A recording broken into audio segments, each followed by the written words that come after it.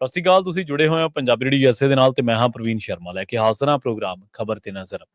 ਖਬਰ ਤੇ ਨਜ਼ਰ ਪ੍ਰੋਗਰਾਮ ਦੇ ਵਿੱਚ ਕਈ ਅਹਿਮ ਤੇ ਕਈ ਖਾਸ ਖਬਰਾਂ ਨੂੰ ਲੈ ਕੇ ਚਰਚਾ ਕਰਨ ਦੇ ਲਈ ਜੁੜ ਚੁੱਕੇ ਨੇ ਪੰਜਾਬ ਤੋਂ ਸੀਨੀਅਰ ਪੱਤਰਕਾਰ ਦੀਪਕ ਸ਼ਰਮਾ ਚਨਾਰਥਲ ਜੀ। ਸ਼ਰਮਾ ਸਤਿ ਸ਼੍ਰੀ ਅਕਾਲ, ਸਵਾਗਤ ਹੈ ਜੀ ਪੰਜਾਬੀ ਰੇਡੀਓ ਯੂਐਸਏ ਤੇ। ਸਾਰੇ ਦਰਸ਼ਕਾਂ ਨੂੰ ਸਰੋਤਿਆਂ ਨੂੰ ਮੇਰੀ ਪਿਆਰ ਭਰੀ ਸਤਿ ਸ਼੍ਰੀ ਅਕਾਲ। ਸਤਿ ਸ਼੍ਰੀ ਅਕਾਲ ਜੀ। ਪ੍ਰੋਗਰਾਮ ਦੇ ਵਿੱਚ ਅੱਗੇ ਵਧਣ ਤੋਂ ਪਹਿਲਾਂ ਧੰਨਵਾਦ ਕਰਦੇ ਚਲੇ ਸਪਾਂਸਰਸ ਦਾ ਜਿਹੜੇ ਜ਼ਰੀਆ ਬਣਦੇ ਨੇ ਇਹਨਾਂ ਪ੍ਰੋਗਰਾਮਾਂ ਨੂੰ ਤੁਹਾਡੇ ਤੱਕ ਪਹੁੰਚਾਉਣ ਦੇ ਲਈ। ਖਾਲਸਾ ਇੰਸ਼ੋਰੈਂਸ ਏਜੰਸੀ ਵਾਲੇ ਜਿਨ੍ਹਾਂ ਤੋਂ ਤੁਸੀਂ ਹਰ ਤਰੀਕੇ ਦੀ ਇੰਸ਼ੋਰੈਂਸ ਲੈ ਸਕਦੇ ਹੋ। ਇੰਸ਼ੋਰੈਂਸ ਬਾਰੇ ਪਤਾ ਕਰਨ ਦੇ ਲਈ ਇਹਨਾਂ ਦਾ ਨੰਬਰ ਹੈ 468-272-2500। ਇਹ 1992 ਤੋਂ ਲਗਾਤਾਰ ਇੰਸ਼ੋਰੈਂਸ ਬਿਜ਼ਨਸ ਦੇ ਵਿੱਚ ਸ਼ਾਨਦਾਰ ਸੇਵਾਵਾਂ ਦੇ ਰਹੇ ਨੇ ਤੇ ਅਮਰੀਕਾ ਭਰ ਦੇ ਵਿੱਚ ਇੰਸ਼ੋਰੈਂਸ ਕਰਦੇ ਨੇ। ਓਬਾਮਾ ਕੇਅਰ, ਮੈਡੀਕੇਅਰ ਜਾਂ ਫਿਰ ਕਵਰਡ ਕੈਲੀਫੋਰਨੀਆ ਬਾਬਤ ਪਾਲਿਸੀ ਕਰਵਾਉਣ ਦੇ ਲਈ ਸਲਾਹ ਲੈਣ ਦੇ ਲਈ ਅੱਜ ਹੀ ਕਾਲ ਕਰੋ 468-272-2500 ਤੇ। ਟਰਕੀਨ ਇਮੀਗ੍ਰੇਸ਼ਨ ਲਾ ਫਰਮ ਵਾਲੇ ਜੇ ਟਰਕੀਨਾ ਟੋਨੀ ਟਰਕੀਨਾ ਦੇ ਨਾਲ ਤੁਸੀਂ ਯੂਐਸ ਇਮੀਗ੍ਰੇਸ਼ਨ ਬਾਬਤ ਕੋਈ ਵੀ ਸਲਾਹ ਕਰਨੀ ਹੈ, ਕੋਈ ਵੀ ਸਵਾਲ ਪੁੱਛਣਾ ਤੇ ਇਹਨਾਂ ਦਾ ਨੰਬਰ ਹੈ 415-909-0503। ਗੁਰਦੀਪ ਸਿੰਘ ਬਿਰਦੀ ਕਲੋਵਿਸ, ਮਨਦੀਪ ਸਿੰਘ, ਸੰਦੀਪ ਕੌਰ ਸੈਨਹੋਜ਼ੇ, ਅਮਰੀਕ ਸਿੰਘ ਅਟਵਾਲ, ਜਰਨੈਲ ਸਿੰਘ ਯੂਬਾ ਸਿਟੀ, ਜਿੰਦ ਕੌਰ ਅਨਾਇਤ ਕੌਰ ਬੇਕਰਸਫੀਲਡ, ਮਹਿੰਦਰ ਕੌਰ ਮੋਟੀ Yuba city, Jarnail Singh Seattle ਤੋਂ। ਇਹਨਾਂ ਸਾਰੇ ਹੀ ਸਪਾਂਸਰਸ ਦਾ ਬਹੁਤ ਬਹੁਤ ਧੰਨਵਾਦ। ਤੇ ਜੇਕਰ ਤੁਸੀਂ ਵੀ ਪੰਜਾਬੀ ਰੇਡੀਓ ਯੂਐਸਏ ਦੇ ਇਹਨਾਂ ਪ੍ਰੋਗਰਾਮਾਂ ਨੂੰ ਸਪਾਂਸਰ ਕਰਨਾ ਚਾਹੁੰਦੇ ਹੋ ਤਾਂ ਸਟੂਡੀਓ ਦਾ ਨੰਬਰ ਹੈ 408-272-5200। ਅੱਜ ਦਾ ਇਹ ਖਬਰ ਤੇ ਨਜ਼ਰ ਪ੍ਰੋਗਰਾਮ ਸਾਲ 2025 ਦੀ 17 ਮਾਰਚ ਦਾ ਪ੍ਰੋਗਰਾਮ ਹੈ ਤੇ ਦਿਨ ਅੱਜ ਸੋਮਵਾਰ ਹੈ। ਖਬਰਾਂ ਦੀ ਸ਼ੁਰੂਆਤ ਕਰੀਏ ਸ਼ਰਮਾ ਜੀ ਆਪਾਂ ਪੰਜਾਬ ਦੇ ਵਿੱਚ ਜੋ ਪੰਜਾਬ ਪੁਲਿਸ ਨੂੰ ਅਖਤਿਆਰ ਦਿੱਤੇ ਜਾ ਰਹੇ ਨੇ, ਲਗਾਤਾਰ ਇਸ ਨਾਲ ਸੰਬੰਧਿਤ ਵਾਰਦਾਤਾਂ, ਮੁਕਾਬਲੇ, ਹੋਰ ਸਾਰੀਆਂ ਚੀਜ਼ਾਂ ਜਿਹੜੀਆਂ ਨੇ ਮੈਨੂੰ ਚੰਗੀ ਤਰ੍ਹਾਂ ਯਾਦ ਹੈ। ਇੱਕ ਵਾਰੀ ਤੁਸੀਂ ਨਾ ਚਰਚਾ ਕਰ ਰਹੇ ਸੀ ਜਦੋਂ ਕਿਸਾਨਾਂ ਦੇ ਨਾਲ ਮੀਟਿੰਗਾਂ ਦਾ ਦੌਰ ਸੀਗਾ ਪੰਜਾਬ ਸਰਕਾਰ ਦਾ। ਤੁਸੀਂ ਦੱਸਿਆ ਸੀਗਾ ਵੀ ਜੇ ਕਿਤੇ ਕੋਈ ਜ਼ੀਰਾ ਮੋਰਚਾ ਲੱਗ ਜਾਂਦਾ ਉੱਥੇ ਵੀ ਸਾਲ ਸੀ ਪੰਜਾਬ ਪੁਲਿਸ ਵਾਲੇ, ਜੇ ਕੋਈ ਜਗਜੀਤ ਸਿੰਘ ਡੱਲੇਵਾਲ ਬਹਿ ਗਿਆ ਉੱਥੇ ਵੀ ਸਾਲ ਸੀ ਪੰਜਾਬ ਪੁਲਿਸ ਵਾਲੇ, ਤੇ ਹੋਰ ਜਿੱਥੇ ਕਿਤੇ ਵੀ।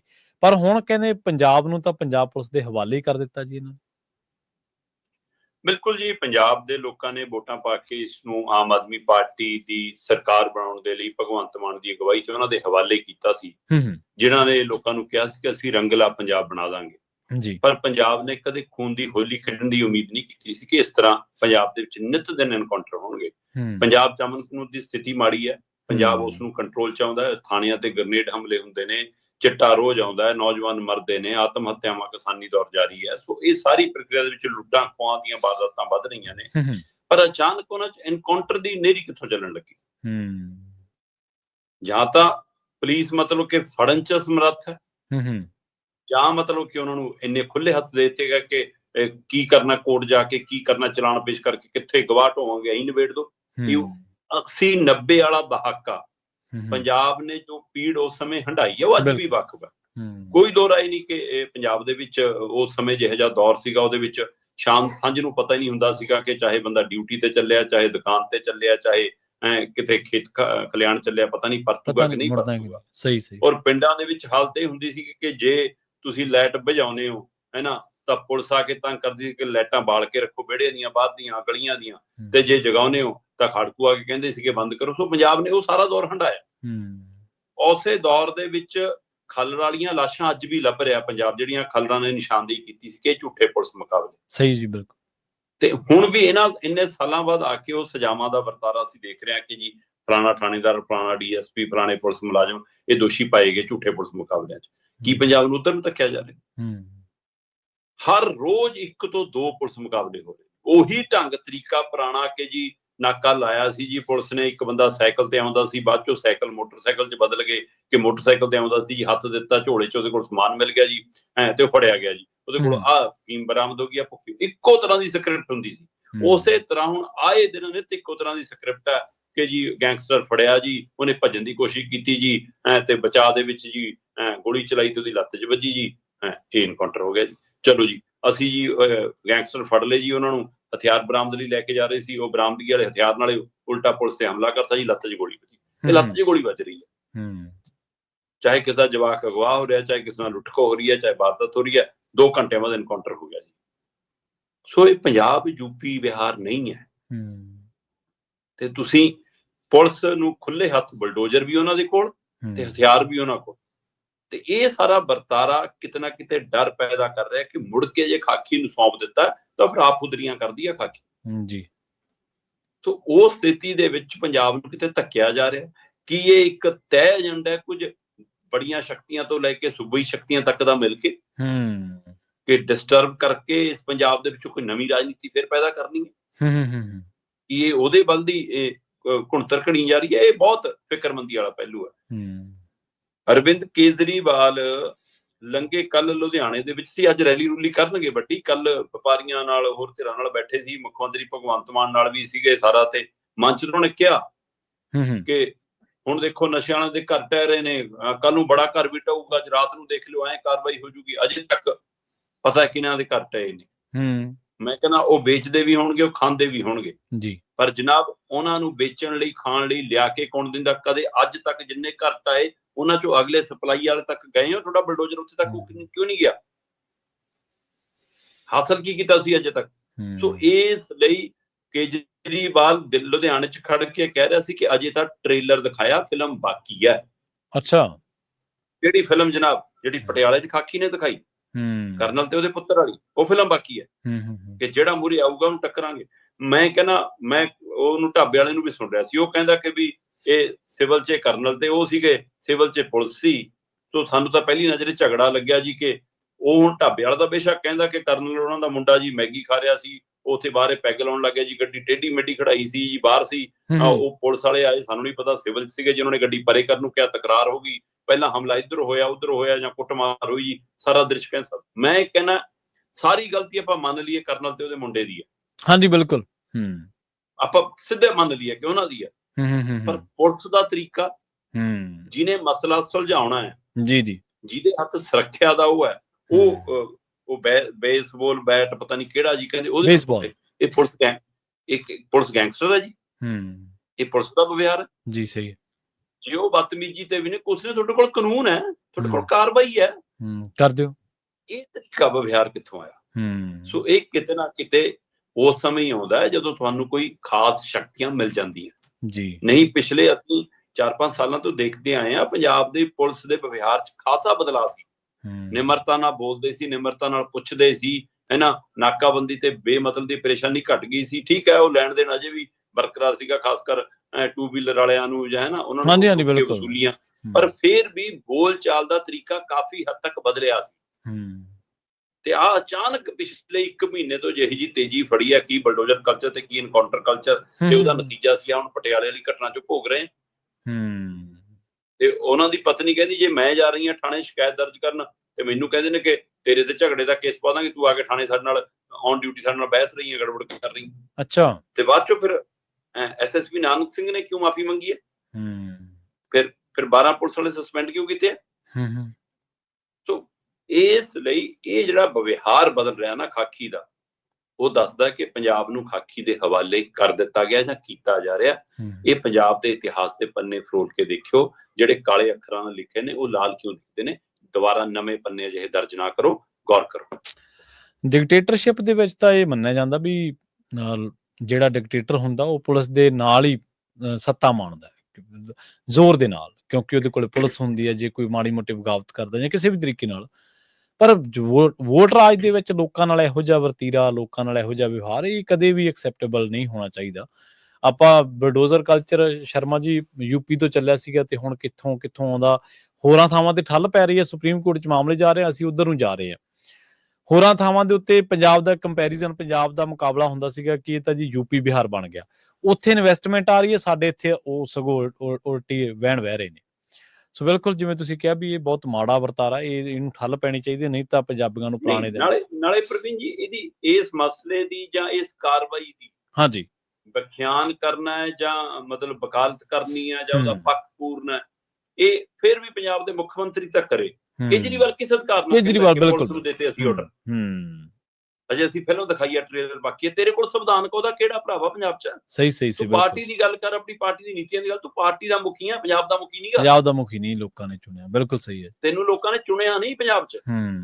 ਤੇ ਇਹ ਦਿਖਾਉਣ ਦੀ ਬਾਰ-ਬਾਰ ਕੇਜਰੀਵਾਲ ਕੋਸ਼ਿਸ਼ ਕਰਦਾ ਕਿ ਹੁਕਮ ਮੈਂ ਦੇ ਰਿਹਾ, ਸਰਕਾਰ ਮੈਂ ਚਲਾ ਰਿਹਾ। ਸਹੀ ਹੈ। ਕੱਲ ਨੂੰ ਕਰਾਂਗੇ ਹੋਰ ਪਹਿਲੂ ਤੇ ਗੱਲ ਇਹਨਾਂ ਦੀ। ਜੀ ਬਿਲਕੁਲ, ਜ਼ਰੂਰ। ਅਗਲੀ ਜਿਹੜੀ ਗੱਲ ਆ ਉਹਦੇ ਵੱਲ ਵਧੀਆ ਆਪਾਂ।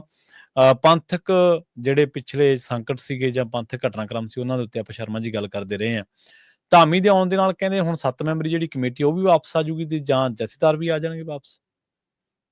ਬਿਲਕੁਲ ਜੀ, ਇਹ ਸਵਾਲ ਤੁਹਾਡਾ ਬਿਲਕੁਲ ਵਾਜਬ ਹੈ, ਔਰ ਮੈਨੂੰ ਲੱਗਦਾ ਆਪਣੇ ਦਰਸ਼ਕਾਂ ਸਰੋਤਿਆਂ ਨੂੰ ਚੇਤੇ ਹੋਏਗਾ ਕਿ ਜਿੱਦਾਂ ਧਾਮੀ ਨੂੰ ਮਨਾਉਣ ਦੀ ਕੋਸ਼ਿਸ਼ ਹੁੰਦੀ ਸੀ, ਆਪਾਂ ਇਹ ਸਵਾਲ ਪਾਉਂਦੇ ਰਹੇ ਹਾਂ ਕਿ ਜੇ ਐਡਵੋਕੇਟ ਹਰਜਿੰਦਰ ਸਿੰਘ ਧਾਮੀ ਪ੍ਰਧਾਨ ਵਾਪਸ ਆਉਣਗੇ ਤਾਂ ਉਹ 7 ਮੈਂਬਰੀ ਕਮੇਟੀ ਦੇ ਮੁਖੀ ਨਾਤੇ ਵੀ ਵਾਪਸ ਆਉਣਗੇ। ਤੇ ਫਿਰ ਉਹ ਇਹ ਕਿਵੇਂ ਕਹਿ ਦੇਣ ਕਿ ਮੈਂ ਪ੍ਰਧਾਨਗੀ ਸੰਭੂਗਾ ਜੀ, ਮੈਂ ਅਕਾਲ ਤਖਤ ਸਾਹਿਬ ਦੇ ਹੁਕਮਾਂ ਅਨੁਸਾਰ 7 ਮੈਂਬਰੀ ਕਮੇਟੀ ਦੀ ਅਗਵਾਈ ਨਹੀਂ ਸੰਭੂਗਾ, ਫਿਰ ਇਹ ਕਿਵੇਂ ਹੋਊਗਾ? ਜੀ। ਦੂਸਰੇ ਪਾਸੇ ਉਹਨਾਂ ਨੇ ਜਾਣ ਲੱਗਿਆ ਇਹ ਵੀ ਪਹਿਲੂ ਕਿਹਾ ਸੀਗਾ ਕਿ ਗਿਆਨੀ ਰਘਵੀਰ ਸਿੰਘ ਹੋਰਾਂ ਨੇ ਜਿਹੜੀ ਆ ਲਿਖਤ ਪਾਈ ਆ ਫੇਸਬੁੱਕ ਤੇ, ਇਹਨੇ ਮੈਨੂੰ ਠੇਸ ਪਹੁੰਚਾਈ ਆ। ਸੋ ਬੇਸ਼ੱਕ ਇਹ ਸਾਂਝਾ ਫੈਸਲਾ ਸੀ ਅੰਤਰੀ ਕਮੇਟੀ ਦਾ, ਸਾਰਾ ਉਧਰੋਂ ਸੀਗਾ, ਪਰ ਮੈਂ ਪ੍ਰਧਾਨ ਹੋਣ ਦੇ ਨਾਤੇ ਮਤਲਬ ਇਹ ਪੀੜ ਮਹਿਸੂਸ ਕਰਦਾ ਤੇ ਮੈਂ ਅਸਤੀਫਾ ਦੇ ਰਿਹਾ ਜੀ। ਤੇ ਉਹ ਛੱਡ ਕੇ ਗਏ। ਤੇ ਹੁਣ ਭਾਈ ਉਸ ਤੋਂ ਬਾਅਦ ਤਾਂ ਗਿਆਨੀ ਰਘਵੀਰ ਸਿੰਘ ਵੀ ਤੌਰ ਤੇ, ਗਿਆਨੀ ਸੁਲਤਾਨ ਸਿੰਘ ਵੀ ਤੌਰ ਤੇ, ਫਿਰ ਕੀ ਧਾਮੀ ਸਾਹਿਬ ਇਹ ਕਹਿ ਕੇ ਆਉਣਗੇ ਕਿ ਜਥੇਦਾਰਾਂ ਨੂੰ ਵਾਪਸ ਲਿਆਓ? ਜਿਹੜੀ ਗੱਲ ਆਪਾਂ ਕਰ ਰਹੇ ਸੀ ਕਿ ਬਾਦਲਾਂ ਦੇ ਘਰੇ ਵੀ ਗੱਲ ਤੁਰੀ ਹੈ, ਉਹ ਕੱਲ ਧਾਮੀ ਦੇ ਘਰੇ ਵੀ ਤੁਰੀ ਹੈ। ਸਹੀ ਹੈ, ਸਹੀ, ਬਿਲਕੁਲ ਸਹੀ ਹੈ। ਕਿ ਗਿਆਨੀ ਰਘਵੀਰ ਸਿੰਘ, ਗਿਆਨੀ ਸੁਲਤਾਨ ਸਿੰਘ ਦੀ ਬਹਾਲੀ ਵਾਲਾ ਮੁੱਦਾ ਵੀ ਤੁਰਿਆ। ਪ੍ਰਵੀਨ ਜੀ, ਕੱਲ ਸ਼੍ਰੋਮਣੀ ਗੁਰਦੁਆਰਾ ਪ੍ਰਬੰਧਕ ਕਮੇਟੀ ਦੀ ਅੰਤਰੀ ਕਮੇਟੀ ਦੀ ਬੈਠਕ ਸੀ। ਠੀਕ ਹੈ। ਉਸ ਅੰਤਰੀ ਕਮੇਟੀ ਦੀ ਬੈਠਕ ਦੇ ਵਿੱਚ ਤੈਅ ਹੋਇਆ ਕਿ ਜੀ ਇਸ ਵਾਰ ਆਪਾਂ ਜਿਹੜਾ 2 ਵਾਰ ਤੋਂ ਟਾਲਦੇ ਆ ਰਹੇ ਸੀ ਧਾਮੀ ਹੋਰਾਂ ਦਾ ਦਿੱਤਾ ਅਸਤੀਫਾ, ਜਿਹਨੂੰ ਪੈਂਡਿੰਗ ਰੱਖਦੇ ਆ ਰਹੇ ਸੀ, ਜਦੋਂ ਕਿ ਕਰਨਾ ਇਹ ਹੁੰਦਾ ਕਿ ਜਾਂ ਤੁਸੀਂ ਉਹਨੂੰ ਮਨਜ਼ੂਰ ਕਰੋ ਜਾਂ ਖਾਰਜ ਕਰੋ, ਪਰ ਤੁਸੀਂ ਉਹਨੂੰ ਪੈਂਡਿੰਗ ਰੱਖਦੇ ਆ ਰਹੇ ਸੀ। ਕੱਲ ਇਹਨਾਂ ਨੇ ਉਹ ਅਸਤੀਫਾ ਖਾਰਜ ਕਰ ਦਿੱਤਾ, ਨਾ ਮਨਜ਼ੂਰ ਕਰ ਦਿੱਤਾ, ਨਾ ਪ੍ਰਵਾਨ ਕਰ ਦਿੱਤਾ। ਮਤਲਬ ਧਾਮੀ ਸਾਹਿਬ ਆ ਕੇ ਸੇਵਾ ਸੰਭਾਲਣ। ਇਹਦੇ ਨਾਲ ਹੀ ਇਹਨਾਂ ਨੇ ਫੈਸਲਾ ਕੀਤਾ ਕਿ ਅੰਤਰੀ ਕਮੇਟੀ ਧਾਮੀ ਸਾਹਿਬ ਨੂੰ ਜਾ ਕੇ ਘਰੇ ਮਨਾਊਗੀ ਜੀ।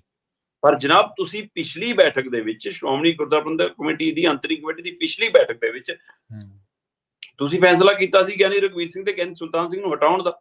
ਤੁਸੀਂ ਫੈਸਲਾ ਕੀਤਾ ਸੀ ਗਿਆਨੀ ਕੁਲਦੀਪ ਸਿੰਘ ਗੜਗੱਜ ਹੋਰਾਂ ਨੂੰ ਤਖਤ ਸ੍ਰੀ ਕੇਸਗੜ੍ਹ ਸਾਹਿਬ ਦਾ ਜਥੇਦਾਰ ਤੇ ਸ੍ਰੀ ਅਕਾਲ ਤਖਤ ਸਾਹਿਬ ਦਾ ਕਾਰਜਕਾਰੀ ਜਥੇਦਾਰ ਲਾਉਣ ਦਾ।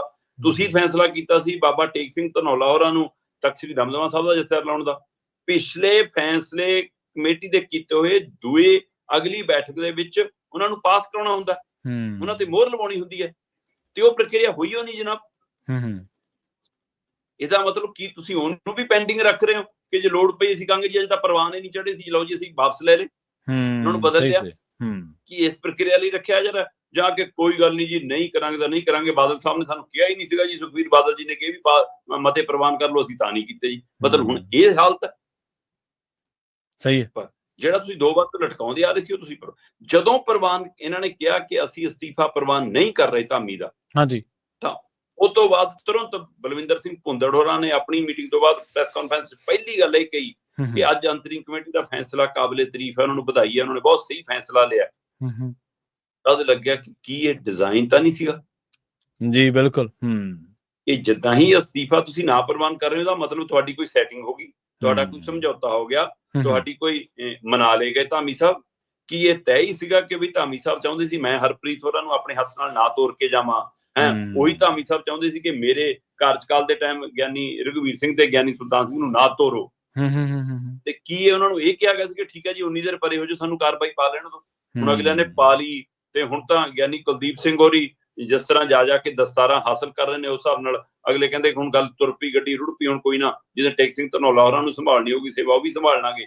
ਇਸ ਲਈ ਕੀ ਇਹ ਤੈਅ ਸੀਗਾ, ਸਕ੍ਰਿਪਟਡ ਸੀਗਾ ਫਿਰ ਕਿ ਧਾਮੀ ਸਾਹਿਬ ਪਰੇ ਹੋ ਜਾਣਗੇ, ਅਸੀਂ ਕਾਰਵਾਈ ਪਾ ਲਾਂਗੇ, ਫਿਰ ਧਾਮੀ ਸਾਹਿਬ ਨੂੰ ਲਿਆਉਂਗੇ? ਪਰ ਐਡਵੋਕੇਟ ਹਰਜਿੰਦਰ ਸਿੰਘ ਧਾਮੀ ਹੋਰਾਂ ਨੂੰ ਇਹ ਚੇਤੇ ਆ ਜੀ ਕਿ ਭਾਈ ਮੈਂ ਜਿੰਨਾ ਕੁ ਬਕਾਰ ਬਚਾ ਕੇ ਜਾਂ ਬਹਾਲ ਕਰਾ ਕੇ ਵਾਪਸ ਗਿਆ, ਉਹ ਜਿੰਨਾ ਬਚਿਆ ਕੁਛ ਉਹ ਸਾਰਾ ਗਵਾ ਲਾਂਗਾ ਜੇ ਇਸ ਸਥਿਤੀ 'ਚ ਵਾਪਸ ਆਇਆ। ਚਲੋ, ਪਰ ਇੱਧਰੋਂ ਖਬਰ ਆਈ ਕਿ ਚੰਡੀਗੜ੍ਹੋਂ ਬੈਠਕ ਕਰਕੇ ਅੰਤਰਿਮ ਕਮੇਟੀ ਹੁਸ਼ਿਆਰਪੁਰ ਪਹੁੰਚ ਗਈ ਜੀ। ਦੱਸਿਆ ਇਹ ਜਾ ਰਿਹਾ ਸੀ ਬਾਰ-ਬਾਰ ਕਿ ਅੰਤਰਿਮ ਕਮੇਟੀ ਮਨਾਉਣ ਗਈ ਆ, ਪਰ ਅੰਤਰਿਮ ਕਮੇਟੀ ਮਨਾਉਣ ਨਹੀਂ ਗਈ। ਬਾਦਲ ਧੜੇ ਦੇ ਜਿਹੜੇ ਅੰਤਰਿਮ ਕਮੇਟੀ 'ਚ ਮੈਂਬਰ ਨੇ ਉਹ ਮਨਾਉਣ ਗਏ ਸੀ ਜੀ, ਜਦੋਂ ਕਿ ਸਮੁੱਚੇ ਮੈਂਬਰ ਜਿਹੜੇ ਦੂਸਰੇ ਪਾਸੇ ਵੀ ਖੜੇ ਨੇ ਉਹ ਵੀ ਚਾਹੁੰਦੇ ਸੀ ਧਾਮੀ ਸਾਹਿਬ ਵਾਪਸ ਆਉਣ। ਉਹਨਾਂ ਨੇ ਪਹਿਲਾਂ ਚਾਰਜੋਈਆਂ ਕੀਤੀਆਂ ਸੀ ਕਿ ਹੋਰਾਂ ਨਾਲੋਂ ਤੁਸੀਂ 100 ਗੁਣੇ ਚੰਗੇ ਜੀ। ਬੈਠਕ 'ਚ ਮੈਂ ਕਹਿੰਦਾ ਉਹ ਸਹਿਮਤੀ ਹੋਣਗੇ, ਪਰ ਉਹ ਧੜਾ ਨਾਲ ਨਹੀਂ ਗਿਆ ਤਾਂ ਇਹਦਾ ਮਤਲਬ ਧੜਾ ਮਨਾਉਣ ਗਿਆ। ਤੇ ਧਾਮੀ ਸਾਹਿਬ ਨੇ ਵਿਹੜੇ 'ਚ ਕੁਰਸੀਆਂ ਢਾ ਲਈਆਂ, ਕਹਿੰਦੇ ਬੈਠੋ ਜੀ, ਆ ਜਾਓ ਜੀ। ਤੇ ਉਹ ਕਹਿੰਦੇ ਕੋਈ ਨਾ ਜੀ, ਬਸ ਤੁਸੀਂ ਸੇਵਾ ਸੰਭਾਲੋ ਜੀ, ਅਸੀਂ ਕਰਿਆ ਜੀ ਮਤਾ। ਉਹਨਾਂ ਨੂੰ ਲੱਗਿਆ ਕਿ ਤੁਸੀਂ ਐਡਾ ਬੜਾ ਕੰਮ ਕਰਤਾ, ਧਾਮੀ ਸਾਹਿਬ ਤਾਂ ਵੱਗ-ਵੱਗ ਹੋ ਕੇ ਮੰਨ ਲੈਣਗੇ, ਠੀਕ ਹੈ ਵੀ। ਇਹਦਾ ਮਤਲਬ ਤੁਹਾਡਾ ਉਵੇਂ ਤਾਲਮੇਲ ਨਹੀਂ ਬਣਿਆ ਸੀ ਜਿਹੜਾ ਦਿਖਣ ਲੱਗ ਪਿਆ ਸੀ ਕਿ ਸ਼ਾਇਦ ਤੁਸੀਂ ਸਕ੍ਰਿਪਟਡ ਖੇਡ ਖੇਡ ਰਹੇ ਹੋ। ਉਸ ਸਮੇਂ ਧਾਮੀ ਸਾਹਿਬ ਅਜੇ ਵੀ ਤਿਆਰ ਨਹੀਂ ਸੀ। ਤੋਂ ਐਡਵੋਕੇਟ ਹਰਜਿੰਦਰ ਸਿੰਘ ਧਾਮੀ ਹੋਰਾਂ ਨੇ ਜਦੋਂ ਕਿਹਾ, ਗੱਡੀ ਦੀ ਖਿੜਕੀ ਖੁੱਲੀ ਉਹ ਤੋਂ ਬਾਅਦ ਤੇ ਸਰੋਪਾ ਹੀ ਕੱਢ ਲਏ ਗਏ, ਉਹ ਕਹਿੰਦੇ ਰੱਖਿਆ ਉਹ ਵਾਪਸ, ਅਜੇ ਆਪਣੀ ਕੋਈ ਗੱਲ ਨਹੀਂ ਹੋਈ। ਜੇ ਇਸੇ ਮਸਲੇ ਤੇ ਆਉਣਾ ਨਾ ਵਾਪਸੀ ਤੇ, ਤਾਂ ਆ ਜਾਓ ਅੰਦਰ ਜੀ। ਫਿਰ ਵਿਹੜੇ ਚੋਂ ਅੰਦਰ ਸ਼ਿਫਟ ਹੋਈ ਮੀਟਿੰਗ, ਤੇ ਅੰਦਰ ਬੈਠ ਕੇ ਫਿਰ ਧਾਮੀ ਸਾਹਿਬ ਨੇ ਕਿਹਾ ਕਿ ਦੱਸੋ ਫਿਰ 7 ਮੈਂਬਰੀ ਕਮੇਟੀ ਮੰਨਦੇ ਹੋ? ਦੱਸ ਦਿਓ ਫਿਰ ਜੀ ਮਤਲਬ ਕਿਹਾ ਤਾਂ ਇਹ ਜਾ ਰਿਹਾ ਜੀ ਕਿ 5 ਮੈਂਬਰਾਂ ਨੇ 2 ਭਜਾਤੇ, ਪਰ ਪਤਾ ਸਭ ਨੂੰ ਆ ਕਿ ਅਕਾਲੀ ਦਲ ਦੀ ਜੋ ਬਾਦਲ ਧਿਰ ਦਾ ਸਿਸਟਮ ਬਣ ਗਿਆ ਸੀ ਉਹ ਤੋਂ ਦੁਖੀ ਹੋ ਕੇ ਧਾਮੀ ਸਾਹਿਬ ਨੇ ਛੱਡਿਆ। ਜੀ ਜੀ ਬਿਲਕੁਲ। ਬੇਸ਼ੱਕ ਅਜੇ ਵੀ ਉਸ ਧਿਰ ਨਾਲ ਖੜੇ ਨੇ, ਬਚਾਅ ਕਰ ਰਹੇ ਨੇ। ਉਹ ਕਹਿੰਦੇ ਮੰਨਦੇ ਹੋ, ਉਹ ਕਹਿੰਦੇ ਲਿਆਉਂਗੇ ਫਿਰ 2 ਜਥੇਦਾਰਾਂ ਨੂੰ। ਤੋ ਇਹ ਗੱਲਾਂ ਹੋਈਆਂ ਨੇ। ਹੁਣ ਚਾਹੇ ਕੋਈ ਬਾਹਰ ਆ ਕੇ ਬੋਲੇ ਚਾਹੇ ਨਾ ਬੋਲੇ, ਬਿਲਕੁਲ ਸਹੀ। ਤੇ ਇਸੇ ਲਈ ਆਪਾਂ ਗੱਲ ਕਰ ਰਹੇ ਸੀ ਕਿ ਇਸ ਦੇ ਉੱਤੇ ਵੀ ਕਿਤੇ ਨਾ ਕਿਤੇ ਮੰਥਨ ਜਾਰੀ ਆ ਕਿ ਕੀ ਗਿਆਨੀ ਕੁਲਦੀਪ ਸਿੰਘ ਗੜਗੱਜ ਹੋਰਾਂ ਨੂੰ ਕੇਸਗੜ੍ਹ ਸਾਹਿਬ ਹੀ ਰੱਖੀਏ ਜਾਂ ਉਹਨਾਂ ਨੂੰ ਭੇਜ ਦਈਏ ਤਖਤ ਸ੍ਰੀ ਦਮਦਮਾ ਸਾਹਿਬ, ਤੇ ਇੱਥੇ ਗਿਆਨੀ ਸੁਲਤਾਨ ਸਿੰਘ ਨੂੰ ਤੇ ਉੱਥੇ ਗਿਆਨੀ ਰਘੁਵੀਰ ਸਿੰਘ ਨੂੰ ਬਹਾਲ ਕਰ ਦਈਏ। ਗਿਆਨੀ ਹਰਪ੍ਰੀਤ ਸਿੰਘ ਦਾ ਨਹੀਂ ਲਿਆਉਣ ਲਈ ਤਿਆਰ ਬਾਦਲ ਤੇ ਨਾ ਇਹਦੇ ਤੇ ਧਾਮੀ ਸਾਹਿਬ ਦੀ ਕੋਈ ਗੱਲ ਕਰ ਰਹੇ ਨੇ। ਉਹ 2 ਜਥੇਦਾਰਾਂ ਦੀ ਗੱਲ ਤੁਰ ਰਹੀ ਹੈ ਤੇ ਨਾਲ ਹੀ 7 ਮੈਂਬਰੀ ਕਮੇਟੀ ਦੀ ਵੀ ਤੁਰ ਰਹੀ ਹੈ। ਸੋ ਇਸ ਲਈ ਕੱਲ ਸ਼ਾਮ ਤੱਕ, ਦੇਰ ਰਾਤ ਤੱਕ ਇਹ ਵਰਤਾਰਾ ਹੁੰਦਾ ਰਿਹਾ, ਪਰ ਗੱਲ ਤਣ ਪੱਤਰ ਨਹੀਂ ਲੱਗੀ। ਅੱਜ ਫਿਰ ਕੋਸ਼ਿਸ਼ਾਂ ਹੋਣਗੀਆਂ। ਸੋ ਦੇਖਦੇ ਹਾਂ ਜੀ, ਧਾਮੀ ਸਾਹਿਬ ਜੇ ਵਾਪਸ ਆਉਂਦੇ ਨੇ ਤਾਂ ਉਹਨਾਂ ਦੀ ਵਾਪਸੀ ਆਉਣ ਦੇ ਨਾਲ 7 ਮੈਂਬਰੀ ਕਮੇਟੀ ਵੀ ਜਿਉਂਦੀ ਹੋਊਗੀ, ਤੇ ਉਹਨਾਂ ਦੇ ਵਾਪਸ ਆਉਣ ਦੇ ਨਾਲ ਕੀ ਜਥੇਦਾਰਾਂ ਦੀ ਵਾਪਸੀ ਹੋ ਸਕਦੀ ਹੈ, ਕਿਹੜੇ ਕਿਹੜੇ ਜਥੇਦਾਰ ਦੀ ਕਿਸ ਰੂਪ ਚ ਹੋਊਗੀ, ਇਹ ਵੀ ਪਹਿਲੂ ਹੈ। ਪਰ ਇਹ ਸਾਰਾ ਕੁਝ ਤਾਂ ਹੈ ਜੇ ਧਾਮੀ ਸਾਹਿਬ ਵਾਪਸ ਆਉਂਦੇ ਨੇ। ਹਾਂਜੀ ਬਿਲਕੁਲ, ਫੇਰ ਹੀ ਹੈ ਇਹਦੇ ਨਾਲ ਤਾਂ। ਪਰ ਜੇ ਵਾਪਸ ਆਉਂਦੇ ਨੇ ਤਾਂ ਫਿਰ ਇਹ ਜਿਵੇਂ ਕਈ ਇਹਦੇ ਅਰਥ ਕੱਢੇ ਜਾਣਗੇ, ਫਿਰ ਤਾਂ ਧਾਮੀ ਸਾਹਿਬ ਨੂੰ ਵੀ ਕਈ ਸਵਾਲ ਹੋਣਗੇ ਜੀ। ਅਗਲੀ ਗੱਲ ਕਰੀਏ ਅਕਾਲੀ ਦਲ ਬਾਦਲ ਦੀ। ਅਕਾਲੀ ਦਲ ਬਾਦਲ ਜਿਸ ਦਿਨ ਤੋਂ ਆਪਾਂ ਇਸ ਸਾਰੇ ਘਟਨਾਕ੍ਰਮ ਉੱਤੇ ਚਰਚਾ ਕਰ ਰਹੇ ਹਾਂ, ਉਸ ਦਿਨ ਤੋਂ ਹੀ ਉਹਦੇ ਤੇ ਸਵਾਲ ਖੜੇ ਹੋ ਰਹੇ ਨੇ, ਔਰ ਸਵਾਲਾਂ ਨੂੰ ਐਡਰੈਸ ਕਰਨ ਦੀ ਥਾਂ ਤੇ ਅਕਾਲੀ ਦਲ ਬਾਦਲ ਦੀ ਜਿਹੜੀ ਲੀਡਰਸ਼ਿਪ ਆ ਉਹ ਵੱਖ-ਵੱਖ ਲੋਕਾਂ ਦੇ ਕਰੈਕਟਰ ਅਸੈਸੀਨੇਸ਼ਨ ਜਿਹੜੇ ਜਿਵੇਂ ਕਹੇ ਜਾ ਸਕਦੇ ਨੇ, ਕਿਰਦਾਰ ਖੁਸ਼ੀ, ਉਹ ਸਰਾਹ ਪਈ ਹੋਈ ਹੈ। ਹਾਲਾਂਕਿ ਸਵਾਲ ਬਹੁਤ ਨੇ, ਪਰ ਕੌਮ ਦੀ ਸੇਵਾਦਾਰ ਤੋਂ ਕਹਿੰਦੇ ਕਮਾਈ ਵਾਲੀ ਦੁਕਾਨ ਬਣ ਗਿਆ ਹੁਣ ਅਕਾਲੀ ਦਲ ਬਾਦਲ। ਬਿਲਕੁਲ ਪ੍ਰਵੀਨ ਜੀ, ਜਦੋਂ ਆਪਾਂ ਅੱਜ ਕੱਲ ਐਸਕੇਐਮ ਦੀ ਗੱਲ ਕਰਦੇ ਹਾਂ ਨਾ, ਤਾਂ ਆਪਾਂ ਨੂੰ ਕਹਿਣਾ ਪੈਂਦਾ ਕਿ ਜੀ ਉਹ ਐਸਕੇਐਮ ਰਾਜਨੀਤਿਕ, ਉਹ ਐਸਕੇਐਮ ਗੈਰ ਰਾਜਨੀਤਿਕ ਹੈ। ਨਾਮ ਤਾਂ ਆਪ ਹੀ ਦਿੱਤੇ ਨੇ ਇਹਨਾਂ ਨੇ। ਉਸੇ ਤਰ੍ਹਾਂ ਹੁਣ ਅੱਗੇ ਹੁੰਦਾ ਸੀਗਾ ਕਿ ਜੇ ਅਕਾਲੀ ਦਲ ਵੀ ਕਹਿਤਾ ਤਾਂ ਇਹਦਾ ਮਤਲਬ ਹੁੰਦਾ ਸੀ ਕਿ ਬਾਦਲ ਦਲ ਦੀ ਗੱਲ ਹੋ ਰਹੀ ਹੈ। ਜੇ ਸ਼੍ਰੋਮਣੀ ਅਕਾਲੀ ਦਲ ਕਹਿਤਾ ਤਾਂ ਵੀ ਬਾਦਲ ਦੀ, ਜਾਂ ਅਕਾਲੀ ਦਲ ਬਾਦਲ ਕਹਿ ਲਿਆ ਜਾਂਦਾ ਸੀ। ਪਰ ਹੁਣ ਤੁਹਾਨੂੰ ਉਚੇਚਾ ਦੱਸਣਾ ਪਿਆ ਕਰੂਗਾ ਕਿ ਹੁਣ ਆਪਾਂ ਸ਼੍ਰੋਮਣੀ ਅਕਾਲੀ ਦਲ ਬਾਦਲ ਦੀ ਗੱਲ ਕਰ ਰਹੇ ਹਾਂ, ਹੁਣ ਅਸੀਂ ਅਕਾਲੀ ਦਲ 5 ਮੈਂਬਰੀ ਕਮੇਟੀ ਦੀ ਗੱਲ ਕਰ ਰਹੇ ਹਾਂ, ਹੈ ਨਾ। ਸੋ ਇਸ ਲਈ ਹੁਣ ਉਹ ਐਸਕੇਐਮ ਵਾਲਾ ਕੰਮ ਹੋ ਗਿਆ। ਹਾਂ, ਜਿਹੜਾ ਸਵਾਲ ਤੁਸੀਂ ਪਾ ਰਹੇ ਹੋ ਇਹ ਸਵਾਲ ਬਹੁਤ ਗੰਭੀਰ ਹੈ ਜੀ। ਇੱਕ ਕੱਲ ਪ੍ਰੈਸ ਕਾਨਫਰੰਸ ਸੀਗੀ, ਸ਼੍ਰੋਮਣੀ ਅਕਾਲੀ ਦਲ ਦੀ ਬੈਠਕ ਸੀ 17 ਤਰੀਕ। ਆਪਾਂ ਲਗਾਤਾਰ ਗੱਲ ਕਰਦੇ ਆ ਰਹੇ ਹਾਂ ਕਿ 17 ਤਰੀਕ ਨੂੰ ਭਾਈ ਐਸਜੀਪੀਸੀ ਅੰਤਰਿਮ ਕਮੇਟੀ ਦੀ ਬੈਠਕ, ਅਕਾਲੀ ਦਲ ਦੀ ਬੈਠਕ ਹੈ ਨਾ, ਬਿਕਰਮ ਮਜੀਠੀਆ ਦੀ ਸਿੱਟ ਮੂਹਰੇ ਪੇਸ਼ੀ ਹੈ, ਤੇ ਉਹ ਲੰਬੇ 8 ਘੰਟੇ ਤੋਂ ਬਾਅਦ ਪੇਸ਼ੀ ਚੱਲੀ। ਅੱਜ ਫਿਰ ਸ਼ਾਇਦ ਪੁੱਛਗਿੱਛ ਹੋਣੀ ਹੈ।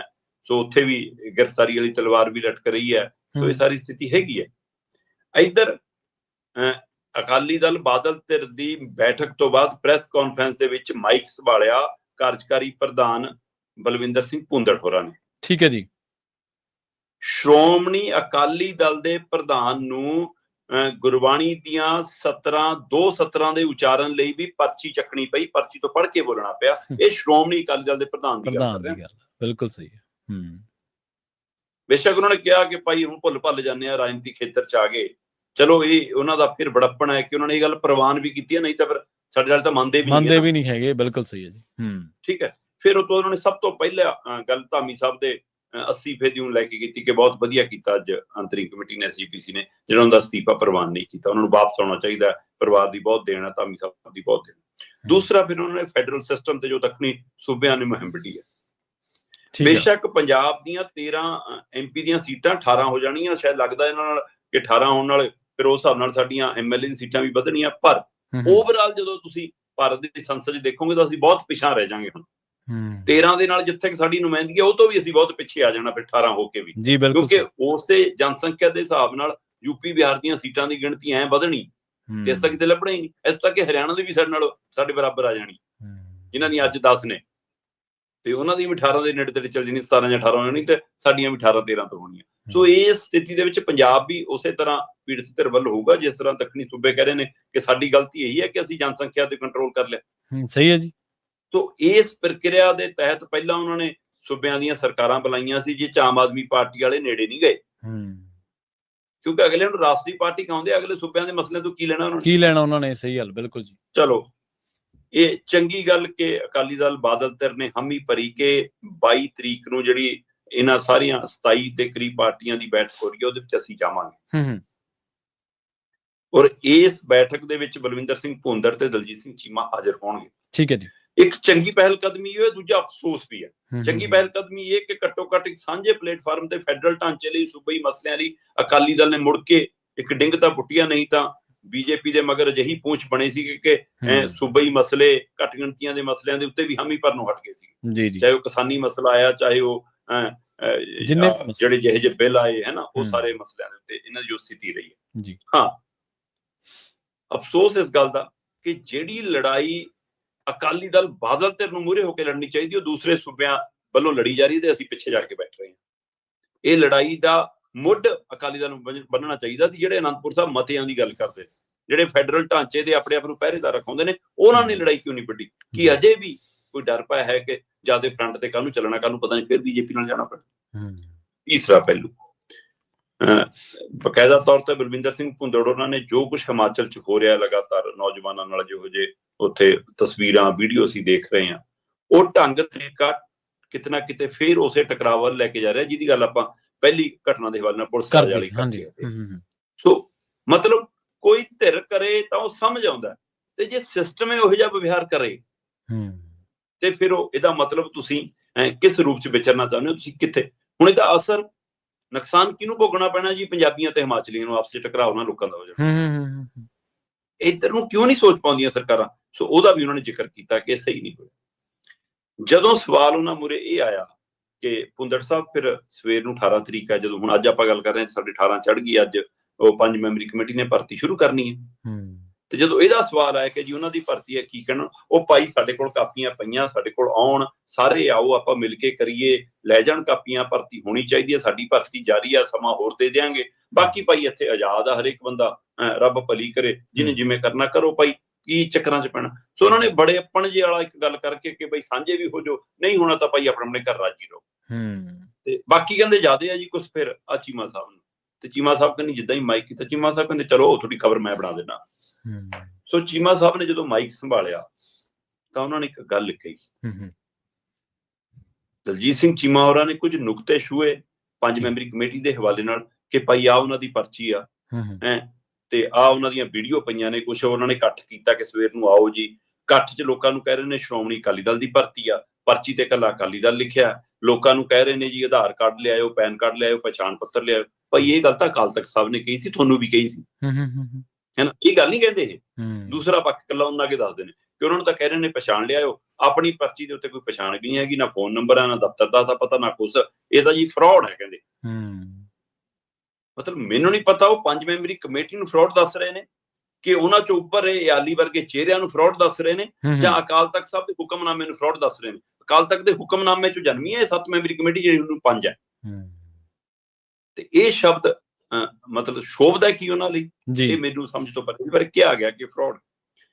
ਫਿਰ ਉਹ ਕਹਿੰਦੇ ਕਿ ਜਿਹੜੀ ਹੱਟੀ ਬਹੁਤ ਚੱਲਦੀ ਹੋਵੇ, ਜਿਹੜੀ ਦੁਕਾਨ ਬਹੁਤ ਚੱਲਦੀ ਹੋਵੇ, ਫਿਰ ਉਸ ਨਾਮਾਂ ਦੀਆਂ ਮਿਲਦੀਆਂ ਜੁਲਦੀਆਂ ਦੁਕਾਨਾਂ ਖੁੱਲ ਜਾਂਦੀਆਂ। ਉਹ ਅੱਛਾ, ਪਹਿਲਾਂ ਤਾਂ ਮੈਨੂੰ ਨਹੀਂ ਪਤਾ ਕਿ ਇਹ ਦੁਕਾਨ ਕਿੰਨੀ ਕੁ ਚੱਲਦੀ ਆ ਹੁਣ। ਮਤਲਬ ਜੇ ਤੁਸੀਂ ਵੋਟਾਂ ਦੀ ਦੁਕਾਨ ਕਹਿੰਦੇ ਹੋ ਤਾਂ ਭਾਈ ਲੋਕਾਂ ਨੇ ਤੁਹਾਨੂੰ ਨਾ ਵਿਰੋਧੀ ਧਿਰ 'ਚ ਰੱਖਿਆ, ਤੇ ਦੂਈ ਵਾਰ ਤੁਹਾਨੂੰ ਹੋਰ ਪਿਛਾਂ ਤੱਕਦਾ, ਤੇ ਜਿੰਨੇ ਚੁਣ ਕੇ ਤੁਹਾਡੇ ਭੇਜੇ ਉਹ ਵੀ ਤੁਹਾਡੇ ਨਾਲ ਨਹੀਂ ਹੈਗੇ, ਤਿੰਨਾਂ ਚੋਂ ਵੀ ਮਤਲਬ 2.5 ਤਾਂ ਜਮਾਂ ਹੀ ਬਾਹਰ ਨੇ, ਸੋ ਸਥਿਤੀ 'ਚ ਨਹੀਂ ਹੈਗੇ। ਪਰ ਦਲਜੀਤ ਸਿੰਘ ਚੀਮਾ ਨੇ ਜਦੋਂ ਇਹ ਗੱਲ ਕਹੀ ਤਾਂ ਮੇਰਾ ਧਿਆਨ ਬਹੁਤ ਪਿਛਾਂ ਗਿਆ ਜੀ। ਸੁਖਬੀਰ ਸਿੰਘ ਬਾਦਲ ਜਿਹੜੇ ਇਸ ਦੇ ਪ੍ਰਧਾਨ ਰਹੇ, ਉਪ ਮੁੱਖ ਮੰਤਰੀ ਰਹੇ, ਹੁਣ ਵੀ ਪਰਦੇ ਪਿੱਛੋਂ ਪ੍ਰਧਾਨਗੀ ਉਹ ਕਰ ਰਹੇ ਨੇ, ਉਹ ਸੁਖਬੀਰ ਸਿੰਘ ਬਾਦਲ ਕਹਿੰਦੇ ਸੀ ਮੈਂ ਕੰਪਨੀ ਵਾਂਗ ਚਲਾਉਂਗਾ, ਮੈਂ ਮੈਨੇਜਮੈਂਟ ਪੜ੍ਹੀ ਆ, ਤੇ ਮੈਂ ਤਾਂ CEO ਵਾਂਗ ਵਿਚਰੂੰਗਾ। ਤੇ ਮੈਂ ਕਿਹਾ ਬਈ ਕਮਾਲ ਹੈ, ਹੁਣ ਅਕਾਲੀ ਦਲ ਕੰਪਨੀ ਬਣ ਗਿਆ। ਸਹੀ। ਚਲੋ ਉਹਨਾਂ ਦੇ ਇਹ ਬੋਲਾਂ ਨੂੰ ਅੱਗੇ ਤੋਰਿਆ ਇਹਨਾਂ ਦੇ ਲੀਡਰਾਂ ਨੇ। ਮੇਸ਼ਿਤ ਗਰੇਵਾਲ ਟੈਲੀਵਿਜ਼ਨ ਤੇ ਇੰਟਰਵਿਊ ਦਿੰਦਿਆਂ ਕਹਿ ਰਿਹਾ ਸੀ ਸਾਡੇ ਕੋਲ ਬ੍ਰਾਂਡ ਹੈ ਸੁਖਬੀਰ ਬਾਦਲ, ਹੋਰ ਕੋਲ ਦੱਸੋ ਕਿਹੜਾ ਬ੍ਰਾਂਡ ਹੈ। ਮਤਲਬ ਹੁਣ ਤੁਹਾਡੇ ਕੋਲ ਕੱਪੜਿਆਂ ਲੀੜਿਆਂ ਵਾਂਗ ਬ੍ਰਾਂਡ ਹੋ ਗਏ ਸੁਖਬੀਰ ਬਾਦਲ। ਸਹੀ ਸੀ। ਤੇ ਅੱਜ ਦਲਜੀਤ ਸਿੰਘ ਚੀਮਾ ਕਹਿੰਦੇ ਭਾਈ ਸਾਡੀ ਦੁਕਾਨ ਇੰਨੀ ਚੱਲਦੀ ਹੈ, ਇਸ ਲਈ ਸਾਡੀ ਮਿਲਦੀ ਜੁਲਦੀ ਦੁਕਾਨ ਖੁੱਲ ਰਹੀ ਹੈ। ਮਤਲਬ ਹੁਣ ਤੁਸੀਂ ਦੁਕਾਨ ਪਾ ਲਈ। ਸਵਾਲ ਇਹ ਹੈ ਕਿ ਕੰਪਨੀ ਤੋਂ ਦੁਕਾਨ ਵੀ ਬਣ ਗਏ ਤੁਸੀਂ, ਬ੍ਰਾਂਡ ਤੋਂ ਕਾਊਂਟਰ ਤੇ ਟੌਫੀਆਂ ਵਾਂਗ ਵਿਕਣ ਵਾਲੇ ਡੱਬਿਆਂ 'ਚ ਵੀ ਪੈ ਗਏ ਤੁਸੀਂ। ਅਫਸੋਸ, ਜਿਸ ਅਕਾਲੀ ਦਲ ਕੋਲ ਆਪਣੀ ਵਿਰਾਸਤ ਹੈ, ਆਪਣਾ ਇਤਿਹਾਸ ਹੈ, ਆਪਣੀਆਂ ਕੁਰਬਾਨੀਆਂ ਨੇ, ਆਪਣਾ ਵਿਰਸਾ ਹੈ, ਆਪਣਾ ਸਿਧਾਂਤ ਹੈ, ਉਹ ਅਕਾਲੀ ਦਲ ਸਿਧਾਂਤਾਂ ਦੀ ਗੱਲ ਤਿਆਗ ਕੇ ਕੌਮ ਦੀ ਗੱਲ ਤਿਆਗ ਕੇ ਕਮਾਈ ਦੀ ਦੁਕਾਨਾਂ ਦੀ ਗੱਲ ਕਰੇ, ਇਹ ਅਕਾਲੀ ਦਲ ਦੀ ਡਿਕਸ਼ਨਰੀ 'ਚ ਕਦੇ ਸ਼ਬਦ ਨਹੀਂ ਸੀਗੇ। ਨਾ CEO, ਨਾ ਕੰਪਨੀ, ਨਾ ਬ੍ਰਾਂਡ, ਨਾ ਦੁਕਾਨ। ਇਹ ਕਿੱਥੋਂ ਆਇਆ? ਇਹ ਦਿਮਾਗ 'ਚ ਕਿੱਥੋਂ ਆਇਆ? ਜੀ, ਇਹ ਸਵਾਲ ਖੜਾ ਹੈ। ਇਹ ਸਵਾਲ ਦਾ ਜਵਾਬ ਮੈਨੂੰ ਲੱਗਦਾ ਅੱਜ ਦੀ ਲੀਡਰਸ਼ਿਪ ਕੋਲੋਂ ਲੱਭਣਾ ਬਹੁਤ ਔਖਾ ਹੈ। ਕਦੇ ਵੀ ਲੋਕ ਚਰਚਾ ਅਕਸਰ ਹੀ ਕਰਦੇ ਹੁੰਦੇ ਸ਼ਰਮਾ ਜੀ ਕਿ ਕਦੇ ਵੀ ਇਹਨਾਂ ਦੇ ਮੂੰਹੋਂ ਕਦੇ ਸਟੇਜ ਦੇ ਉੱਤੇ ਜਾਂ ਕਿਸੇ ਜ਼ੁਲਮ ਦੀ ਨਿੰਦਾ ਕਰਨ ਵੇਲੇ ਕਦੇ ਗੁਰਬਾਣੀ ਦੀ ਕੋਈ ਤੁਕ ਨਹੀਂ ਸੁਣੀ, ਕਦੇ ਵਾਕ ਨਹੀਂ ਸੁਣਿਆ, ਕਦੇ ਉਹ ਹਵਾਲਾ ਨਹੀਂ। ਪੰਥਕ ਈਡੀਅਮ ਹੀ ਇਹਨਾਂ ਦੀ ਗੱਲਬਾਤ ਦੇ ਵਿੱਚੋਂ ਗਾਇਬ ਹੈ। ਤੇ ਹੁਣ ਫਿਰ ਜਦੋਂ ਕਾਰਪੋਰੇਟ ਢੰਗ ਤਰੀਕਾ ਆ ਜਾਊਗਾ ਤੇ ਫਿਰ ਕਾਰਪੋਰੇਟ ਜੇ ਆਪਣੀ ਗੱਲ ਕਹੂਗਾ ਤੇ ਫਿਰ ਦੁਕਾਨ ਦੇ ਢੰਗ ਤਰੀਕੇ ਨਾਲ ਹੀ ਕਹੂਗਾ ਨਾ। ਉਹ ਕਾਰਪੋਰੇਟ ਥੋੜ੍ਹਾ ਕਹੂਗਾ ਕਿ ਹਾਂਜੀ ਪ੍ਰਵੀਨ ਜੀ, ਪੰਥਕ ਤੌਰ ਦੇ ਉੱਤੇ ਜੇ ਤੁਸੀਂ ਗੁਰੂ ਦੇ ਨੇੜੇ ਨਹੀਂ ਹੈਗੇ, ਸਿਧਾਂਤ ਦੇ ਨੇੜੇ ਨਹੀਂ ਹੈਗੇ, ਤੁਸੀਂ ਆਪਣਾ ਧਰਮ ਤੋਂ ਵੀ ਦੂਰ ਹੋ ਤੇ ਦੂਸਰੇ ਧਰਮਾਂ ਦਾ ਸਤਿਕਾਰ ਵੀ ਉਵੇਂ ਨਹੀਂ ਕਰ ਪਾ ਰਹੇ, ਫਿਰ ਤੁਸੀਂ ਮਨੋਂ ਨਹੀਂ ਬੋਲ ਰਹੇ, ਤੁਸੀਂ ਗਲੇ ਤੋਂ ਹੀ ਬੋਲ ਰਹੇ ਹੋ। ਜੀ ਜੀ, ਜਦੋਂ ਤੁਹਾਡੇ ਮਨ 'ਚ ਕੁਝ ਉਤਰਿਆ ਹੀ ਨਹੀਂਗਾ, ਤੁਸੀਂ ਬੋਲੋਗੇ ਦੂਸਰੇ ਪਾਸੇ। ਧਾਰਮਿਕ ਤੌਰ ਤੇ ਤਾਂ ਜੇ ਤੁਸੀਂ ਮਤਲਬ ਖਾਲੀ ਹੋ ਗਏ ਤਾਂ ਹੋ ਗਏ, ਪਰ ਤੁਸੀਂ ਪੰਜਾਬ ਦੇ ਵਿਰਸੇ ਪੱਖੋਂ ਵੀ ਖਾਲੀ ਹੋ। ਫਿਰ ਤੁਸੀਂ ਲੋਕਧਾਰਾ ਤੋਂ ਵੀ ਟੁੱਟ ਗਏ, ਲੋਕਾਂ ਤੋਂ ਵੀ ਟੁੱਟ ਗਏ, ਤਾਂ ਤੁਸੀਂ ਵਿਰਸੇ ਚੋਂ ਵੀ ਨਹੀਂ ਕੋਈ ਉਦਾਹਰਨ ਦੇ ਪਾਉਂਦੇ, ਤਾਂ ਤੁਸੀਂ ਦੁਕਾਨਾਂ ਪਾਉਂਦੇ ਹੋ। ਇਹ ਤਾਂ ਬੀਜੇਪੀ ਵਾਲਾ ਫਾਰਮੂਲਾ ਭਾਈ, ਕਾਰਪੋਰੇਟ ਘਰਾਣੇ। ਇਹ ਸ਼ਬਦ ਤੁਹਾਡੇ ਅੰਦਰ ਕਿੱਥੋਂ ਆ ਰਹੇ ਨੇ? ਬਿਲਕੁਲ ਸਹੀ, ਬਿਲਕੁਲ। ਨਾਲੇ ਇਹ ਅਕਾਲੀ ਦਲ ਦਾ ਇਤਿਹਾਸ ਤਾਂ ਆਪਾਂ ਚਲੋ ਹਮੇਸ਼ਾ ਹੀ ਚਰਚਾ ਕਰਦੇ ਰਹੇ ਹਾਂ। ਜਿਹੜੇ ਅਕਾਲੀ ਦਲ ਬਾਰੇ ਤੁਸੀਂ ਸੰਘੀ ਢਾਂਚੇ ਦੇ ਬਾਰੇ ਗੱਲ ਕਰ ਰਹੇ ਸੀ, ਜਾਂ ਜਦੋਂ ਮੇਰੇ ਦਿਮਾਗ ਦੇ ਵਿੱਚ ਆ ਰਿਹਾ ਸੀ ਐਮਰਜੈਂਸੀ ਦੇ ਵਿਰੋਧ ਦੇ ਵਿੱਚ ਪੰਜਾਬੀਆਂ ਨੇ 50,000 ਗ੍ਰਿਫਤਾਰੀ ਦਿੱਤੀ, ਉਦੋਂ ਪੰਜਾਬ ਦੀ ਵਸੋਂ ਕਿੰਨੀ ਕੁ ਹੋਣੀ ਹੈ ਤੇ ਕਿੰਨੇ ਕੁ ਉਸ ਵਸੋਂ 'ਚ ਜਵਾਨ ਹੋਣਗੇ ਬੰਦੇ? 50,000 ਗ੍ਰਿਫਤਾਰੀ। ਤੇ ਅੱਜ ਅਕਾਲੀ ਦਲ ਕੋਲੇ ਅੱਜ ਜੇ ਕੋਈ ਕਿਸਾਨਾਂ ਦੇ ਮਾਮਲੇ 'ਚ ਕੋਈ ਗੱਲ ਵਾਪਰ ਜਾਂਦੀ ਹੈ ਤੇ ਉਹਨਾਂ ਕੋਲੇ ਕਹਿਣ ਨੂੰ ਕੋਈ ਗੱਲ ਹੈ ਨਹੀਂ ਗੀ। ਪ੍ਰਵੀਨ ਜੀ, ਦੇਸ਼ ਸਾਡਾ ਐਡਾ ਵੱਡਾ ਹੈ, ਮਤਲਬ ਉਸ ਸਮੇਂ ਤਾਂ ਪਾਕਿਸਤਾਨ ਵਾਲਾ ਸਾਰਾ ਵੀ ਵਿੱਚੇ ਸੀ ਨਾ। ਹਾਂਜੀ, ਬਿਲਕੁਲ। ਠੀਕ ਹੈ ਨਾ। ਤੇ ਤੁਸੀਂ ਇਹ ਦੇਖੋ ਕਿ 85 ਤੋਂ 90% ਕੁਰਬਾਨੀਆਂ ਪੰਜਾਬੀਆਂ ਦੇ ਹਿੱਸੇ। ਬਿਲਕੁਲ ਸਹੀ ਹੈ। ਉਹ 'ਚ ਸਮੁੱਚਾ ਪੰਜਾਬੀ ਭਾਈਚਾਰਾ ਹੁੰਦਾ ਤੇ ਉਹਨਾਂ 80-85 ਤੱਕ ਜਿਹੜੀ ਕੁਰਬਾਨੀ ਪੰਜਾਬੀਆਂ ਨੇ ਆਈ ਹੈ, ਉਹਨਾਂ 85% ਦੇ ਵਿੱਚੋਂ 99% ਤੱਕ ਕੁਰਬਾਨੀ ਸਿੱਖ ਭਾਈਚਾਰੇ ਦੇ ਹਿੱਸੇ ਹੈ। ਸਹੀ। ਤੇ ਅਕਾਲੀ ਦਲ ਆਪਣਾ ਉਹ ਤਾਕਤ ਵੀ ਭੁੱਲ ਗਿਆ। ਬਿਲਕੁਲ ਸਹੀ। ਅਗਲੀ ਗੱਲ ਕਰੀਏ, ਜਿਹੜੀ ਤੁਸੀਂ ਕੇਜਰੀਵਾਲ ਦੀ ਜਦੋਂ ਗੱਲ ਕਰ ਰਹੇ ਸੀ ਜਾਂ ਪੰਜਾਬ ਪੁਲਿਸ ਦੀ ਗੱਲ ਤੁਸੀਂ ਕਰ ਰਹੇ ਸੀਗੇ, ਅੰਮ੍ਰਿਤਪਾਲ ਸਿੰਘ ਦੇ ਜਿਹੜੇ ਸਾਥੀ ਆ ਉਹਨਾਂ ਦੇ ਉੱਤੇ NSA ਹਟਾਇਆ ਗਿਆ ਤੇ ਵਿੱਚੋਂ ਕਈ ਸਾਥੀਆਂ ਨੂੰ 6 ਜਾਂ 7 ਜਣਿਆਂ ਨੂੰ ਪੰਜਾਬ ਲਿਆਂਦਾ ਜਾ ਰਿਹਾ ਜੀ। ਬਿਲਕੁਲ ਪ੍ਰਵੀਨ ਜੀ, 7 ਮੈਂਬਰਾਂ ਦੇ ਉੱਤੇ NSA ਹਟਾਉਣ ਦੀ ਜਾਣਕਾਰੀ ਮਿਲ ਰਹੀ ਸੀ ਤੇ ਉਹਦੇ ਹਵਾਲੇ ਨਾਲ ਅਸਾਮ ਪਹੁੰਚੀ ਸੀ ਪੰਜਾਬ ਪੁਲਿਸ। ਡਿਬਰੂਗੜ੍ਹ ਜੇਲ੍ਹ ਚੋਂ ਉਹਨਾਂ ਨੂੰ ਰਿਲੀਜ਼ ਕਰਾ ਕੇ ਪੰਜਾਬ ਲਿਆਉਣ ਦੀ ਤਿਆਰੀ ਸੀ। ਇੱਥੇ ਕੁਝ ਕੇਸ ਚੱਲਦੇ ਨੇ, ਉਹਨਾਂ ਕੇਸਾਂ ਦੇ ਹਵਾਲੇ ਨਾਲ ਅੱਗੇ ਤੁਰੀ ਰਹੂਗੀ ਸੁਣਵਾਈ। ਪਰ NSA ਹਟਾਉਣ ਦਾ ਫੈਸਲਾ ਜਾਂ ਹਟਾਉਣ ਦਾ ਕੀ, ਉਹਦੀ ਮਿਆਦ ਜਦੋਂ ਮੁੱਕਦੀ ਉਹ ਤੋਂ ਬਾਅਦ ਦੁਬਾਰਾ ਇਸ ਵਾਰ ਵਾਅਦਾ ਨਹੀਂ ਕੀਤਾ, ਪਹਿਲਾਂ 2 ਵਾਰ ਵਾਅਦਾ ਕਰਦੇ ਰਹੇ। ਪਰ ਫਿਲਹਾਲ ਜੋ ਜਾਣਕਾਰੀ ਦੇਰ ਰਾਤ ਤੱਕ ਮਿਲ ਰਹੀ ਸੀ ਉਹਦੇ ਅਨੁਸਾਰ ਉਹਨਾਂ ਨੂੰ 2 ਬੰਦੇ ਹੀ ਸੌਂਪੇ ਗਏ ਸੀ, ਪ੍ਰਧਾਨ ਮੰਤਰੀ ਬਾਜੇਗੇ ਤੇ ਗੁਰਮੀਤ ਸਿੰਘ ਹੋਰੀ। ਸੋ 2 ਪੰਜਾਬ ਪੁਲਿਸ ਦੇ ਸਪੁਰਦ ਕਰਦੇ ਸੀ। ਤੋਂ ਅੱਜ ਸ਼ਾਇਦ ਉਹ ਹੁਣ ਉਮੀਦ ਹੈ ਕਿ ਅੱਜ ਜਦੋਂ ਆਪਾਂ ਗੱਲ ਕਰ ਰਹੇ ਹਾਂ ਹੁਣ ਜਾਂ ਕੁਝ ਸਮੇਂ ਤੱਕ ਉਹ ਪੰਜਾਬ ਅੱਪੜ ਜਾਣਗੇ।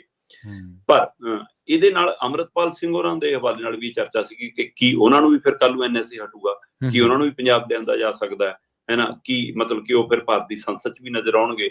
ਦੂਸਰੇ ਪਾਸੇ ਕੁਝ ਤਰ੍ਹਾਂ ਨੂੰ ਇਹ ਵੀ ਲੱਗਦਾ ਕਿ ਇਹ ਹੁਣ 2027 ਦਾ ਰਾਹ ਖੁੱਲ ਰਿਹਾ ਜੀ, ਔਰ ਉਹ ਪਾਰਟੀ ਵਜੋਂ ਵਿਚਰਨਗੇ, ਹੈ ਨਾ। ਇਹ ਹੋ ਸਕਦਾ ਕਿ ਕਿਸੇ ਸੱਤਾਧਾਰੀ ਧਿਰ ਕੇਂਦਰ ਵੱਲੋਂ ਕੋਈ ਹਰੀ ਝੰਡੀ ਮਿਲੀ ਹੋਵੇ, ਕਿਉਂਕਿ ਉਹ ਵੀ ਪੰਜਾਬ ਦੀ ਸੱਤਾ ਨੂੰ ਵੱਖ-ਵੱਖ ਪਲੇਟਫਾਰਮਾਂ ਰਾਹੀਂ ਹਥਿਆਉਣਾ ਚਾਹੁੰਦੀ ਹੈ। ਕਹਿੰਦੇ ਇਸ ਲਈ ਕਿਤੇ ਅੰਮ੍ਰਿਤਪਾਲ ਸਿੰਘ ਨੂੰ ਪਤਾ ਹੀ ਨਾ ਲੱਗੇ ਕਿ ਉਹ ਆਪਣੇ ਟੂਲ ਦੇ ਹਿਸਾਬ ਨਾਲ ਉਹਨੂੰ ਵਰਤ ਲੈਣ। ਇੱਥੋਂ ਤੱਕ ਦੀਆਂ ਜੋੜ ਘਟਾ ਲੱਗ ਰਹੇ ਨੇ ਪੰਜਾਬ ਦੇ ਵਿੱਚ। ਪਰ ਆਹ ਕਾਰਵਾਈ ਬਿਲਕੁਲ ਪੈ ਗਈ ਹੈ ਜੀ ਕਿ 2 ਬੰਦਿਆਂ ਨੂੰ ਪੰਜਾਬ ਲਿਆਂਦਾ ਜਾ ਰਿਹਾ। ਉਮੀਦ ਹੈ 5 ਨੂੰ ਵੀ ਸਪੁਰਦਗੀ ਹੋ ਜਾਏਗੀ ਤੇ ਉਹ ਵੀ 5 ਆ ਜਾਣਗੇ। ਤੇ ਜੇ 7 ਆਉਂਦੇ ਨੇ ਤਾਂ ਕੱਲ ਨੂੰ ਅੰਮ੍ਰਿਤਪਾਲ ਸਿੰਘ ਹੋਰਾਂ ਤੇ ਵੀ NSA ਹਟਾਇਆ ਜਾ ਸਕਦਾ ਤੇ ਉਹ ਵੀ ਪੰਜਾਬ ਆ ਸਕਦੇ ਨੇ। ਫਿਰ ਉਹ ਸਾਦੋਂ ਆਪਣੀ ਪਾਰਟੀ ਦੇ ਲਈ ਵੀ ਕੋਈ ਗੱਲ ਕਰਦੇ ਨਜ਼ਰ ਆਉਣ ਕਿਤੇ, ਕਿਉਂਕਿ ਜਦੋਂ ਤੁਸੀਂ ਕੋਰਟ ਕਚਹਿਰੀ ਵੈਸੇ ਵੀ ਜਾਣ ਲੱਗ ਜਾਓ, ਜੇ ਪੂਰੀ ਤਰ੍ਹਾਂ ਬਾਹਰ ਨਹੀਂ ਤਾਂ ਉਤਰਦੇ ਆਉਂਦੇ ਜਾਂਦੇ ਅੱਜ ਕੱਲ ਮੀਡੀਆ ਮਾਈਕ ਤਾਂ ਪਹੁੰਚ ਜਾਂਦਾ ਉੱਥੇ ਤੱਕ। ਸੋ ਇਸ ਲਈ ਫਿਰ ਕੋਈ ਨਾ ਕੋਈ ਗੱਲ ਤੁਹਾਡੀ ਕਹਿਣ ਨੂੰ ਥਾਂ ਮਿਲ ਜਾਂਦਾ। ਸੋ ਦੇਖਦੇ ਹਾਂ ਜੀ। ਪਰ ਇਹ ਖਬਰ ਹੈਗੀ ਹੈ ਕਿ 2 ਸਾਥੀ ਅੱਜ ਉਹਨਾਂ ਦੇ ਪੰਜਾਬ ਪਹੁੰਚ ਰਹੇ। ਜੀ। ਤੇ ਗੱਲ ਕਰੀਏ ਭਾਜਪਾਈਆਂ ਦੀ, ਕਹਿੰਦੇ ਮੋਦੀ ਤੋਂ ਲੈ ਕੇ ਭਾਜਪਾਈ ਜਿੰਨੇ ਵੀ ਜੇ ਕੋਈ MC ਹੈ ਉਹਨੂੰ ਵੀ ਸ਼ੌਕ ਹੈ ਵੀ ਨਾਮ ਬਦਲ ਦਿਆਂ ਮੈਂ। ਵੈਸੇ ਤਾਂ ਪ੍ਰਵੀਨ ਜੀ ਜਿਹੜੀ ਵੀ ਭਾਰਤ ਦੇ ਵਿੱਚ ਰਾਜ ਕਰਦੀ ਹੈ, ਜਦੋਂ ਇੰਦਰਾ ਨੇ ਰਾਜ ਕੀਤਾ ਤਾਂ ਉਹ ਐਮਰਜੈਂਸੀ ਵਾਲਾ ਵਰਤਾਰਾ ਪੂਰੇ ਮੁਲਕ ਨੇ ਹੰਢਾਇਆ, ਜਾਂ ਪੰਜਾਬ ਨੇ ਜੋ ਪੀੜ ਜਾਂ ਸਿੱਖ ਭਾਈਚਾਰੇ ਦੇ ਹਵਾਲੇ ਨਾਲ ਜਾਂ ਮਨੁੱਖਤਾ ਨੂੰ ਪਿਆਰ ਕਰਨ ਵਾਲਿਆਂ ਨੇ ਜਦੋਂ ਦਰਬਾਰ ਸਾਹਿਬ ਦਾ ਅਟੈਕ ਆ ਦਿੱਲੀ, ਫਿਰ ਉਹ ਤੋਂ ਬਾਅਦ ਸਿੱਖ ਕਤਲੇਆਮ, ਉਹ ਸਾਰਾ ਆਪਾਂ ਭੋਗਿਆ। ਸੋ ਸੱਤਾ ਕਦੇ ਵੀ ਲੋਕਾਂ ਦੀ ਨਹੀਂ ਹੋਈ, ਸੱਤਾ ਆਪਣੇ ਢੰਗ ਨਾਲ ਚੱਲਦੀ ਹੈ। ਉਹ ਵਰਤਾਰਾ ਹੁਣ ਵੀ ਬਰਕਰਾਰ, ਹੁਣ ਵੀ ਲੋਕਤੰਤਰ ਦਾ ਘਾਣ ਅਸੀਂ ਵੱਖ-ਵੱਖ ਪਲੇਟਫਾਰਮਾਂ ਤੇ ਹੁੰਦਾ ਦੇਖ ਰਹੇ ਹਾਂ। ਪਰ ਮੋਦੀ ਰਾਜ ਤੋਂ ਬਾਅਦ ਇੱਕ ਤਰੀਕਾ ਇਹ ਵੀ ਬਦਲਿਆ ਕਿ ਥਾਵਾਂ ਦੇ ਨਾਮ ਬਦਲੋ, ਸ਼ਹਿਰਾਂ ਦੇ ਨਾਮ ਬਦਲੋ, ਮੁਹੱਲਿਆਂ ਦੇ ਨਾਮ ਬਦਲੋ, ਸਥਾਨਾਂ ਦੇ ਨਾਮ ਬਦਲੋ। ਤੇ ਮੈਨੂੰ ਨਹੀਂ ਪਤਾ ਜੀ ਕਿ ਤੁਸੀਂ ਇਤਿਹਾਸ ਦੇ ਵਿੱਚ ਕਾਫੀ ਕੁਝ ਅਜਿਹਾ ਦਰਜ ਹੁੰਦਾ ਹੈ ਨਾ, ਜਿਹਨੂੰ ਪੜ੍ਹਦਿਆਂ ਸਮਝਦਿਆਂ ਤੁਹਾਨੂੰ ਉਹਨਾਂ ਦੀਆਂ ਊਣਤਾਈਆਂ, ਤੁਹਾਨੂੰ ਉਹਨਾਂ ਦੀਆਂ ਕਮੀਆਂ, ਤੁਹਾਨੂੰ ਉਹਨਾਂ ਦਾ ਮਾੜਾ ਪੱਖ ਵੀ ਚੇਤੇ ਆਉਂਦਾ, ਤੁਹਾਨੂੰ ਉਹਨਾਂ ਦੀਆਂ ਚੰਗਿਆਈਆਂ, ਉਹਨਾਂ ਦੇ ਕੀਤੇ ਕੰਮ ਵੀ ਚੇਤੇ ਆਉਂਦੇ ਨੇ। ਸੋ ਇਸ ਲਈ ਉਹ ਥਾਵਾਂ ਦੇ ਨਾਮ ਅਤੇ ਪਤੇ ਕਾਫੀ ਕੁਝ ਬਿਆਨ ਕਰ ਰਹੇ ਹੁੰਦੇ ਤੇ ਪਰ ਤੁਸੀਂ ਜਿਸ ਕਦਰ ਬਦਲਦੇ ਆ ਰਹੇ ਹੋ ਕਿ ਗੁੜਗਾਵਾਂ ਨੂੰ ਗੁਰੂਗ੍ਰਾਮ ਕਰ ਦੋ ਜੀ, ਹੈ ਨਾ, ਆਹ ਸਟੇਡੀਅਮ ਦਾ ਨਾਮ ਮੇਰੇ ਹੀ ਨਾਂ ਤੇ ਕਰ ਦੋ ਜੀ, ਉਹ ਸਾਰਾ ਕੁਛ, ਤੇ ਇਹ ਸਾਰੀ ਪ੍ਰਕਿਰਿਆ ਦੇ ਵਿੱਚ ਮਤਲਬ ਤਰਪਾਲਾਂ ਨਾਲ ਢੱਕ ਦੋ ਜੀ ਹੋਲੀ ਤੇ ਮਸਜਿਦਾਂ ਨੂੰ। ਸੋ ਇਹ ਪਤਾ ਨਹੀਂ ਕਿੱਧਰ ਨੂੰ ਤੁਸੀਂ ਧੱਕਣਾ ਚਾਹੁੰਦੇ ਹੋ ਜੀ। ਉਸ ਪ੍ਰਕਿਰਿਆ 'ਚ ਮੋਦੀ ਹੋਰਾਂ ਨੂੰ ਨਾਮ ਬਦਲਣ ਦਾ ਜਾਂ ਇਹਨਾਂ ਦੀ ਸਰਕਾਰ ਨੂੰ ਜਿਹੜਾ ਨਾਮ ਬਦਲੀ ਦਾ ਸ਼ੌਂਕ ਸੀ, ਉਹ ਹੁਣ ਇਹਨਾਂ ਦੇ ਕੀ ਮੰਤਰੀ ਨੇ ਤੇ ਕੀ MC ਨੇ ਸਾਰਿਆਂ ਨੂੰ ਪੈ ਗਿਆ। ਦਿੱਲੀ ਦੇ ਵਿੱਚ ਇੱਕ ਮਤਲਬ ਕਿ ਹੋਇਆ ਜੀ ਤਾਲ ਕਟੋਰਾ ਸਟੇਡੀਅਮ, ਹਾਂਜੀ ਹਾਂਜੀ ਹੈਗਾ, ਉਹਦਾ ਨਾਮ ਹੁਣ ਮਹਾਰਿਸ਼ੀ ਵਾਲਮੀਕੀ ਸਟੇਡੀਅਮ ਰੱਖਣਾ ਚਾਹੁੰਦੇ ਨੇ। ਠੀਕ ਹੈ, ਇਹ ਬਕਾਇਦਾ ਤੌਰ ਤੇ ਪ੍ਰਵੇਸ਼ ਵਰਮਾ ਹੋਰਾਂ ਨੇ ਇਹ ਨਾਮ ਕਹਿੰਦੇ ਪੇਸ਼ ਕੀਤਾ। ਅਨਿਲ ਜੈਨ ਨੇ ਜਿਹੜੇ ਰੈਗੂਲਰ ਕਾਲਮ ਲਿਖਦੇ ਨੇ ਵੱਖ-ਵੱਖ ਅਖਬਾਰਾਂ ਮੈਗਜ਼ੀਨਾਂ ਲਈ, ਮੈਂ ਉਹਨਾਂ ਦਾ ਕਾਲਮ ਕਾਫੀ ਰੈਗੂਲਰ ਪੜ੍ਹਦਾ, ਮੈਂ ਉਹਨਾਂ ਦਾ ਪਾਠਕ ਹਾਂ ਇੱਕ ਚੰਗਾ। ਸੋ ਅਨਿਲ ਜੈਨ ਹੋਰੀ ਕਹਿੰਦੇ ਵੀ ਇਹ ਮੋਦੀ ਹੋਰਾਂ ਨੂੰ ਜਿਹੜਾ ਸ਼ੌਂਕ ਪਿਆ ਉਹਦੇ ਵਿੱਚੋਂ ਹੀ ਇਹ ਕੰਮ ਜਨਮ ਰਿਹਾ। ਮਤਲਬ ਮਹਾਰਿਸ਼ੀ ਵਾਲਮੀਕੀ ਜੀ ਇੱਕ ਸਟੇਡੀਅਮ ਦੇ ਨਾਮ ਨਾਲ ਥੋੜਾ ਵੱਡੇ ਹੋਣਗੇ, ਉਹਨਾਂ ਦੀ ਜਿੱਡੀ ਵੱਡੀ ਕਾਰਜ ਵਿਧਾ ਹੈ ਤੁਸੀਂ ਉਸ ਨੂੰ ਬੱਚਿਆਂ ਤੱਕ, ਨਵੀਂ ਪਨੀਰੀ ਤੱਕ ਲੈ ਕੇ ਜਾਓ। ਉਹਦੇ ਲਈ ਕੋਈ ਉਹੋ ਜਿਹਾ ਸੰਸਥਾਨ, ਉਹੋ ਜਿਹਾ ਮਤਲਬ ਸਥਾਨ ਖੋਲੋ ਜਿੱਥੇ ਵਿਦਿਅਕ ਤੌਰ ਦੇ ਉੱਤੇ ਉਹਨਾਂ ਦੇ ਸੁਨੇਹੇ, ਉਹਨਾਂ ਦੀ ਦੇਣ, ਉਹਨਾਂ ਦੀ ਵਿਚਾਰਧਾਰਾ ਨੂੰ ਅੱਗੇ ਲੈ ਕੇ ਜਾਈਏ। ਉਹ ਕਹਿੰਦੇ ਕਿ ਨਾਮ ਬਦਲਣ ਲੱਗੇ ਇਹ ਵੀ ਨਹੀਂ ਦੇਖਦੇ ਕਿ ਰਿਸ਼ੀਆਂ, ਮੁਨੀਆਂ, ਸੰਤਾਂ, ਫਕੀਰਾਂ ਜਾਂ ਦਾਰਸ਼ਨਿਕਾਂ ਦੇ ਜਾਂ ਕੁਝ ਸਮਾਜਿਕ ਚੰਗੇ ਲੋਕਾਂ ਦੇ ਨਾਮ ਕਿੱਥੇ ਫਿੱਟ ਬੈਠਦੇ ਨੇ, ਕਿੱਥੇ ਨਹੀਂ ਬੈਠਦੇ, ਬਸ ਫਿੱਟ ਕਰਨਾ। ਸੋ ਇਸ ਲਈ ਕਹਿੰਦੇ ਜੀ ਹੁਣ ਇਹ ਪ੍ਰਵੇਸ਼ ਵਰਮਾ ਜੀ ਨੇ ਇਹ ਨਾਮ ਬਦਲ ਕੇ ਮਹਾਰਿਸ਼ੀ ਵਾਲਮੀਕੀ ਦੇ ਨਾਮ ਤੇ ਰੱਖਣ ਦੀ ਗੱਲ ਕਰ ਲਈ ਤਾਂ ਹੁਣ ਇਹ ਗੱਲ ਤੁਰ ਗਈ।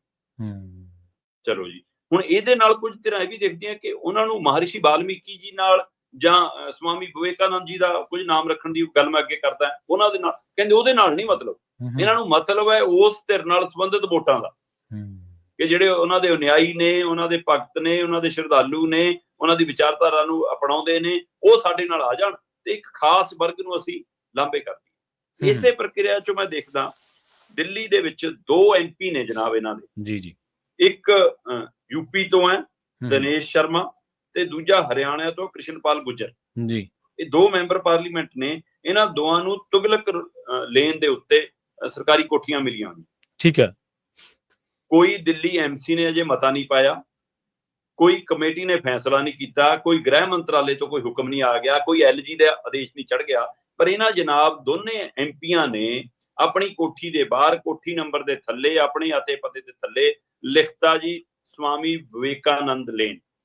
ਠੀਕ ਹੈ, ਤੇ ਉਹਦੇ ਥੱਲੇ ਬ੍ਰੈਕਟ 'ਚ ਫਿਰ ਤੁਗਲਕ ਲੇਨ ਵੀ ਲਿਖਿਆ। ਫਿਰ ਜੇ ਤੁਹਾਨੂੰ ਆਪਣੀ ਉਹ ਗੱਲ ਤੇ ਭਰੋਸਾ ਨਹੀਂ, ਜੇ ਤੁਸੀਂ ਹੁਣ ਇਸ ਨੂੰ ਸਵਾਮੀ ਵਿਵੇਕਾਨੰਦ ਰੋਡ ਬਣਾ ਹੀ ਦਿੱਤਾ, ਫਿਰ ਤੁਗਲਕ ਲੇਨ ਕਿਉਂ ਲਿਖ ਰਹੇ ਹੋ? ਫਿਰ ਲਾ ਲਓ ਨਾ। ਤੁਹਾਨੂੰ ਇਹ ਵੀ ਦੱਸਣਾ ਪੈਂਦਾ ਕਿ ਸਾਡੀ ਕਿਤੇ ਚਿੱਠੀ ਪੱਤਰ ਨਾ ਇੱਥੋਂ ਅਗਲਾ ਮੋੜ ਕੇ ਲੈ ਜਾਵੇ, ਭਾਈ ਇਹ ਤਾਂ ਕੋਈ ਹੋ ਰਿਹਾ। ਇਹ ਜਿਹੜਾ ਢੰਗ ਤਰੀਕਾ ਅਪਣਾਇਆ ਜਾ ਰਿਹਾ, ਇਹਦੇ ਵਿੱਚੋਂ ਇਹ ਗੱਲ ਜਨਮੀ ਹੈ ਕਿ ਦਿੱਲੀ 'ਚ ਹੁਣ BJP ਦੀ ਸਰਕਾਰ ਆਈ ਹੈ ਤੇ ਹੁਣ ਦਿੱਲੀ ਦੀਆਂ ਮੁੱਖ ਸੜਕਾਂ ਦੇ ਨਾਂ ਤੁਹਾਨੂੰ ਬਦਲੇ ਹੋਏ ਮਿਲਣਗੇ, ਚਾਹੇ ਉਹ ਸ਼ਾਹਜਹਾਂ ਰੋਡ ਹੋਵੇ, ਚਾਹੇ ਉਹ ਹੈਮੂ ਰੋਡ ਹੋਵੇ, ਚਾਹੇ ਤੁਗਲਕ ਰੋਡ ਹੋਵੇ, ਚਾਹੇ ਅਕਬਰ ਰੋਡ ਹੋਵੇ। ਹੁਣ ਇਹਨਾਂ ਸੜਕਾਂ ਦੇ ਵੀ ਜੇ ਨਾਮ ਬਦਲ ਜਾਣ ਤਾਂ ਹੈਰਾਨ ਹੋਣ ਦੀ ਲੋੜ ਨਹੀਂ, ਕਿਉਂਕਿ ਇਹ ਵਰਤੀਰਾ, ਇਹ ਢੰਗ ਤਰੀਕਾ BJP ਅਪਣਾ ਚੁੱਕੀ। ਤੁਸੀਂ ਸ਼ੁਕਰ ਕਰੋ ਸ਼ਰਮਾ ਜੀ ਵੀ ਜਿਹੜੀਆਂ ਸਬਜ਼ੀਆਂ ਉਹਨਾਂ ਦੇ ਨਾਮ ਪਹਿਲਾਂ ਤੋਂ ਹੀ ਤੈਅ ਹੈ, ਨਹੀਂ ਤਾਂ ਟਮਾਟਰ ਨੇ ਭਗਵਾਂ ਹੋ ਜਾਣਾ ਸੀ ਤੇ ਸ਼ਿਮਲਾ ਮਿਰਚ ਨੇ, ਖੀਰੇ ਨੇ ਇਹ ਹੋਣਾ ਹੋ ਜਾਣਾ ਸੀ, ਦੂਜੇ ਹਰੇ ਹੋਣ ਕਰਕੇ ਦੂਜੇ ਭਾਈਚਾਰੇ ਦੇ ਵਿੱਚ ਚਲੇ ਜਾਣਾ ਸੀ। ਇਹਨਾਂ ਨੇ ਇਹ ਵੀ ਵੰਡ ਲੈਣੀਆਂ ਸੀ। ਇਹਨਾਂ ਦਾ ਪਤਾ ਕੋਈ ਨਹੀਂ, ਧੁੱਪ ਵੀ ਵੰਡ ਲੈਣ ਕਹਿ ਦੇਣ, ਸ਼ਾਮ ਨੂੰ ਤਾਂ ਭਗਵੀਂ ਹੋ ਜਾਂਦੀ ਹੈ ਜਾਂ ਕਈ ਵਾਰੀ ਲਾਲ ਸੁਰਖ ਜਿਹਾ ਹੋ ਜਾਂਦਾ, ਤਾਂ ਇਹ ਰੰਗ ਸਾਡਾ ਦੂਜੇ ਦਾ ਨਹੀਂ ਆ।